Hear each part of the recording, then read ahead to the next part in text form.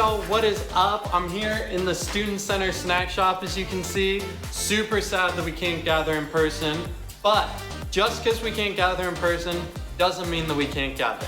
Don't forget tonight at 7 o'clock, Zoom small groups. Be there or be square.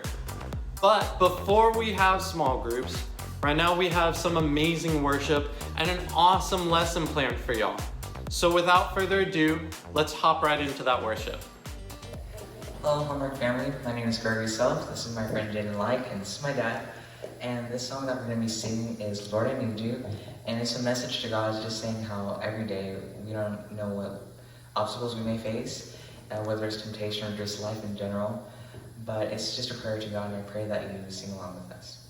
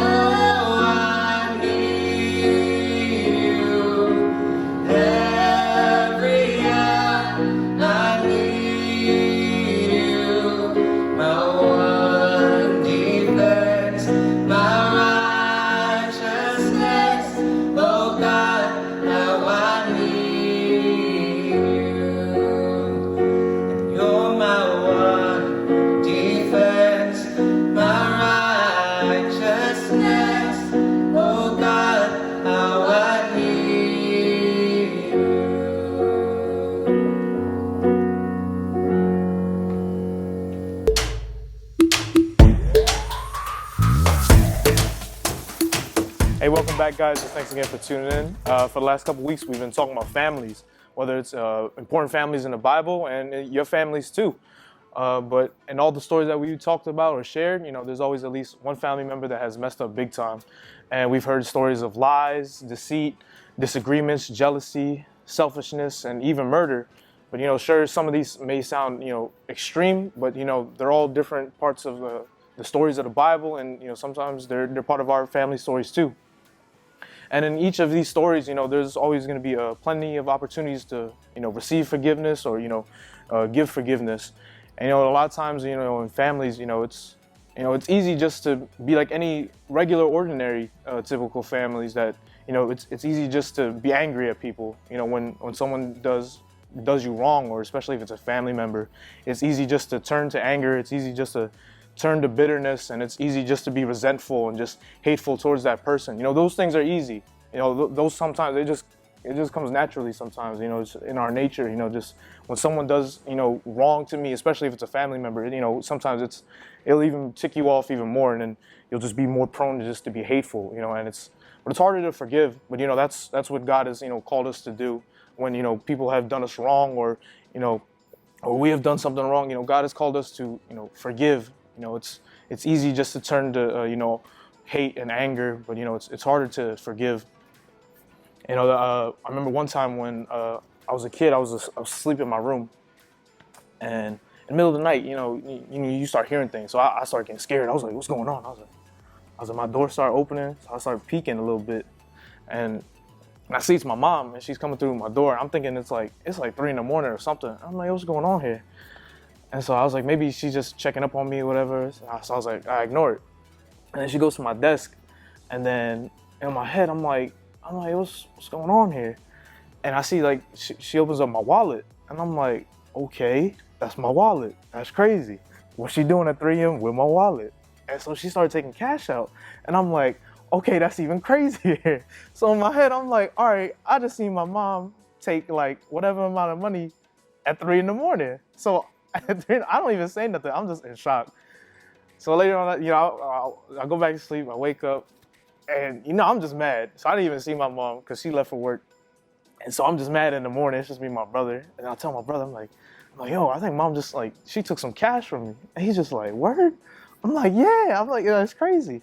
And the whole day, I'm going through school. I'm mad. I was like, at first I'm just in shock, and the second time I'm just mad too. Like, yo, my mom really just took like whatever amount of, I don't even remember how much money it was, but at the end I'm just like, yo, my mom really took some cash from me.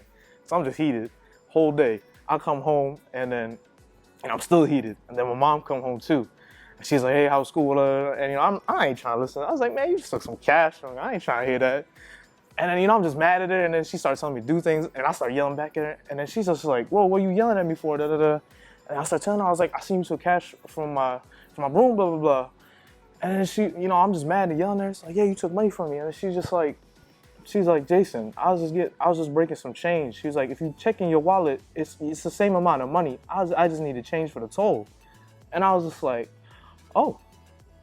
So just, this is the reason for that story. Is just like, sometimes there's a lot of moments where you're just gonna get angry at your family just for anything. Maybe stealing is kind of like crazy, but sometimes somebody eats your food in your family, you get mad. Just whatever it is, you're just gonna get just mad and just hateful towards that person. Maybe you're not even hear the whole story, or you're just upset. But a lot of times there's always gonna be times like like you're always gonna turn just to hate and anger. We're always gonna not forgive first. But that's not what God has called us to do. God has called us to forgive.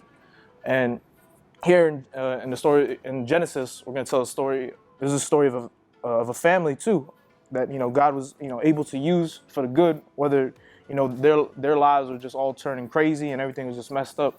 And that even though this family's messed up, God was still able to use them in such great ways. So here we have the story of Joseph, and in the first part of it, in Genesis 37. You'll see, Joseph is a young boy, and clearly he's his father's favorite. Explicitly says that his father found favor with him more than all his other brothers, and his brothers are on the field and they're working hard, and Joseph comes over and he's showing them this fancy, beautiful robe that his father has given him.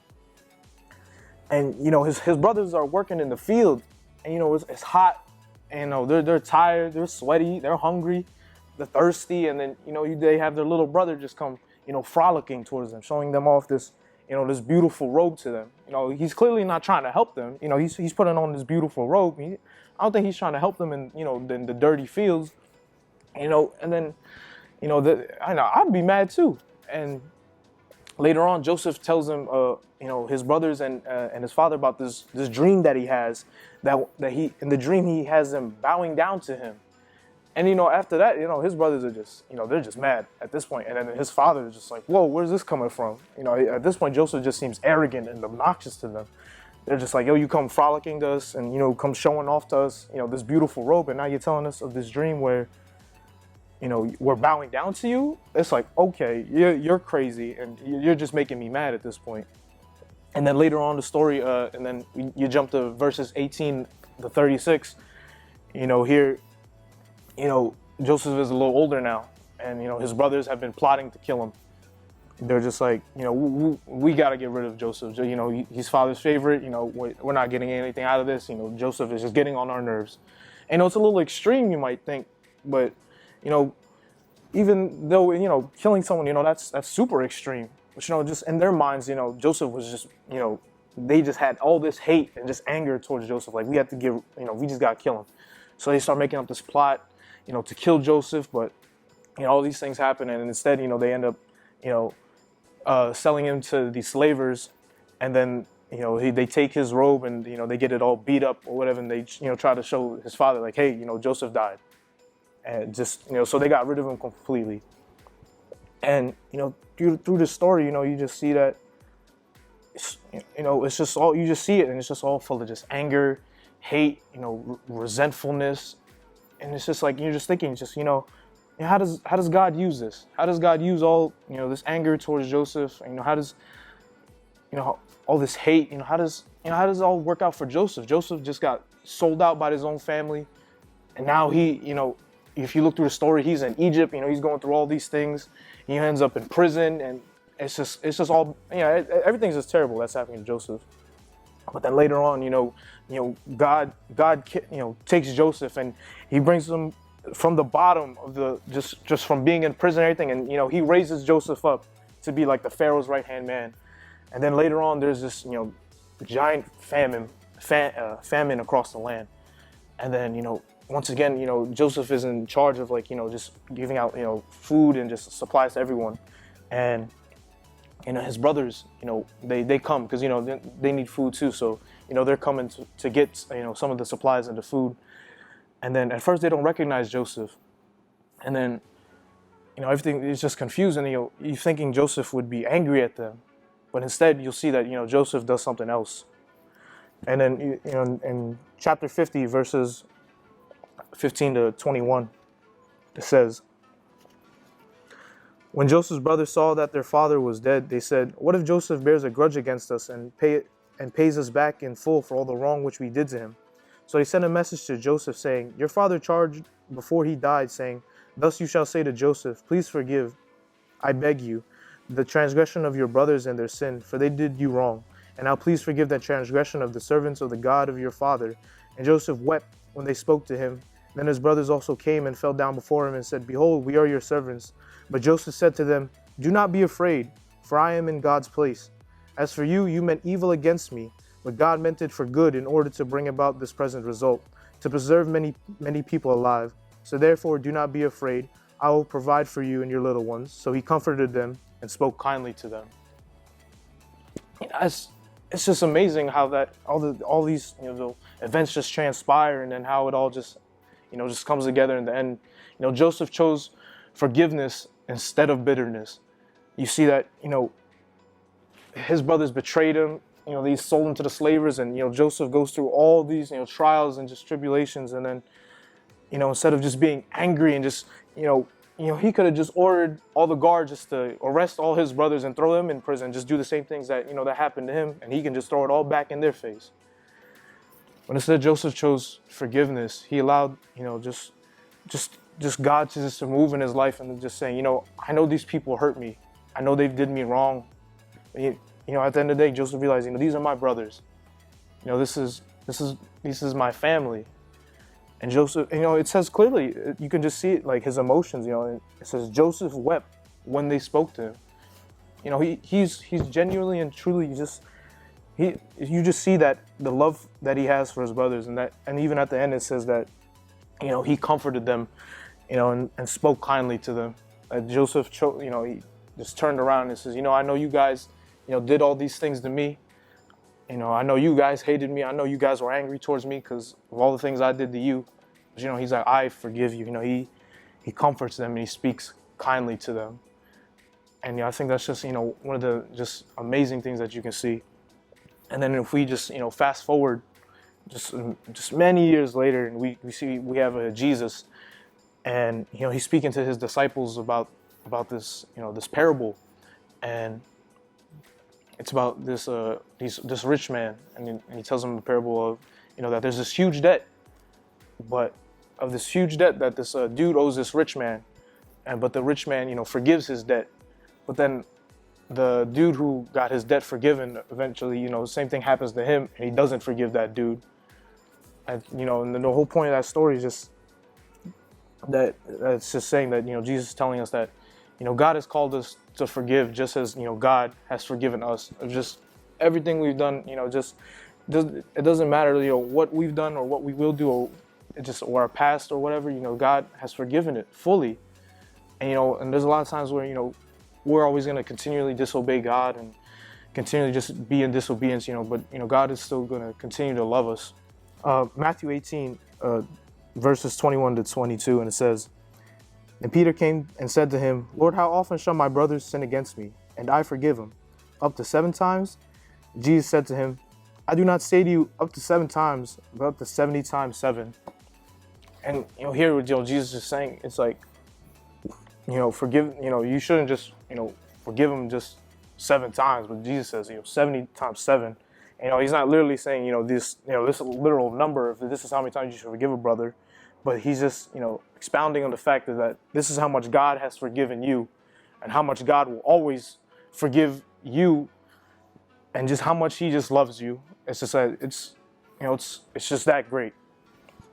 God, that's the kind of forgiveness and kindness and just compassion that God has shown us through Jesus. That that God has just that He's just loved us so much that He was able to, that He sent Jesus to, die and suffer on the cross, for our sins. Throughout this series, we've been saying that, God uses, our typical families.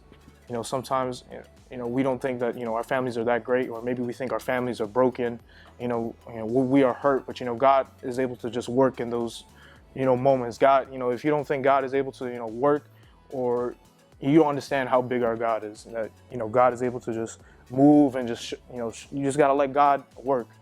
Sometimes we're just fighting back against God, like, oh God, I can never forgive this person. It's impossible, how much they've hurt me. But, God is saying, just, let it go. The steps to forgiveness, it's never easy. God, the things that God calls us to do is just never easy, but, God calls us to forgive each other, especially if it's in our family. Just admitting that you've been hurt, telling God that you need help to forgive them, asking God to heal the parts of your heart that have been hurt, and just choosing to focus, moving forward instead of what has happened in the past.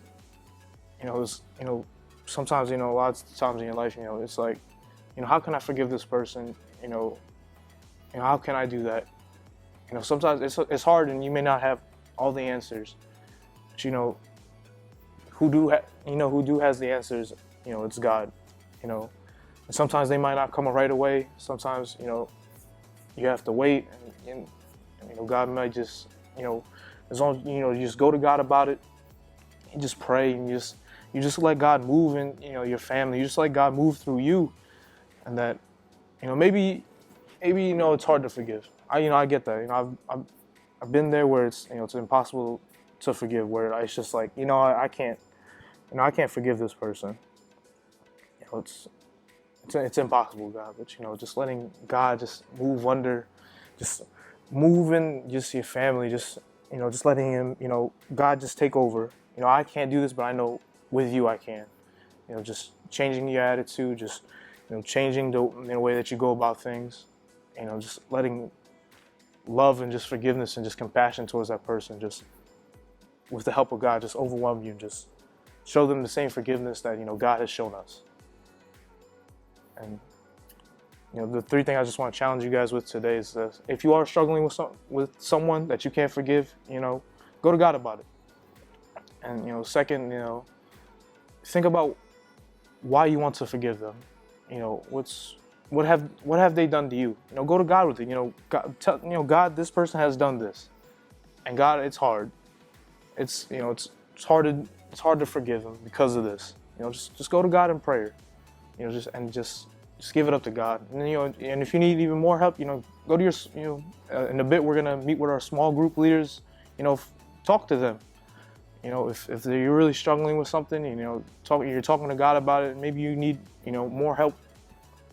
Just go to your small group leaders and just maybe God will just work in them and then help you through this too. And I know it's easy to just go to just anger and bitterness, but it's harder to forgive. This is what God has called us to do. So let's pray. Father, I just want to thank you again for this time that we can just come together and just see what your word tells us, and what you have called us to do, when you have called our families to do. And Father, we want to forgive, and we know it's hard for us, Father, but just with your help and just as you just working through us, Father, we understand that all things work together for good, as for those that you love. Father, thank you again. Just be with our small group leaders and be with our students, as we just meet later on, and we just if there are issues that are just lingering in our families, that we come to you with them, and that we come to each other as well, and we just help each other and just get through these times. And Father, thank you again. In your name I pray. Amen. Yo, thanks again for tuning in, guys. It's not over yet. We still got small groups at 7 p.m. So wherever you're watching this, whether it's Instagram, Facebook, YouTube, link should be in the description or in the bio. Thanks again, and we'll see you in a bit.